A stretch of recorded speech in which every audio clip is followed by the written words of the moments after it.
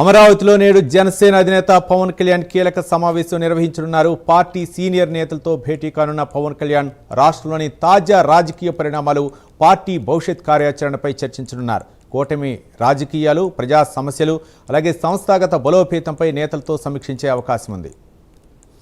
ఇదే అంశానికి సంబంధించి మరింత సమాచారం మా కరెస్పాండెంట్ లక్ష్మి అందిస్తారు. లక్ష్మి,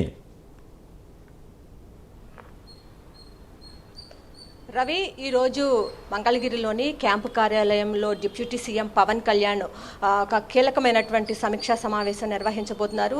అధికారులతో కూడా ఒక పక్కన సమీక్షా సమావేశం నిర్వహిస్తున్నారు. త్వరలో పుష్కరాలు రాబోతున్న నేపథ్యంలో పిఠాపురానికి సంబంధించిన అధికారులతో కూడా అక్కడ సమీక్షా సమావేశం నిర్వహిస్తున్నారు. దీంతోపాటు ఈ రోజు చూసుకున్నట్లయితే ఒక కీలకమైన సమావేశం పార్టీ ముఖ్య నేతలతో అయితే నిర్వహించబోతున్నారు. ఎందుకంటే త్వరలో ఆంధ్రప్రదేశ్ రాష్ట్రంలో స్థానిక సంస్థల ఎన్నికలు అనేది జరగబోతున్న నేపథ్యం పార్టీని గ్రౌండ్ లెవెల్ నుంచి కూడా బలోపేతం చేయాల్సిన అవసరం ఉంటుంది. సో ఈ నేపథ్యంలో ఈరోజు పార్టీ ముఖ్య నేతలతో అయితే ఒక దిశానిర్దేశం చేసేలాగా ఒక కార్యక్రమాన్ని అయితే నిర్వహించబోతున్నారు. ప్రధానంగా దీనికి సంబంధించిన ఈ కార్యక్రమంలో పార్టీ ముఖ్య నేతలంతా కూడా పాల్గొనబోతున్నారు. అయితే చూసుకున్నట్లయితే ఇప్పటికి ఒక రూమర్స్ అనేది ఆంధ్రప్రదేశ్లో వచ్చాయి. 80% సీట్లలో జనసేన పార్టీ, టీడీపీ పార్టీ పోటీ చేస్తుంది. 15% సీట్లలో అయితే జనసేన పార్టీ పోటీ చేస్తుంది. 5% సీట్లలో ఇటు బీజేపీ అయితే పోటీ చేయబోతుంది అనే వార్తలు అయితే చాలా పెద్ద ఎత్తున వచ్చిన నేపథ్యంలో జనసేన పార్టీ నేతలైతే దీనిపైన అసంతృప్తిగా ఉన్నారనే చెప్పాలి. కొంతమంది ముఖ్య నేతలు కూడా బహిరంగంగా అయినా దీనిపైన విమర్శలు గుప్పిస్తున్న పరిస్థితి ఉంది ఆంధ్రప్రదేశ్ రాష్ట్రంలో.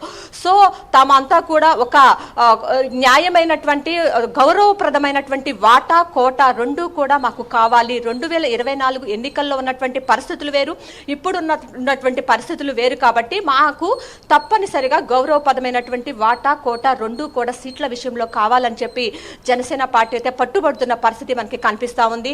దీంతో పాటు చూసుకున్నట్లయితే 2 వారాల పాటు కూడా మంగళగిరి క్యాంపు కార్యాలయం నుంచే పవన్ కళ్యాణ్ తన విధులను అయితే నిర్వహించబోతున్నారు. వైద్యులు పూర్తిగా రెస్ట్ తీసుకోమని చెప్పారు.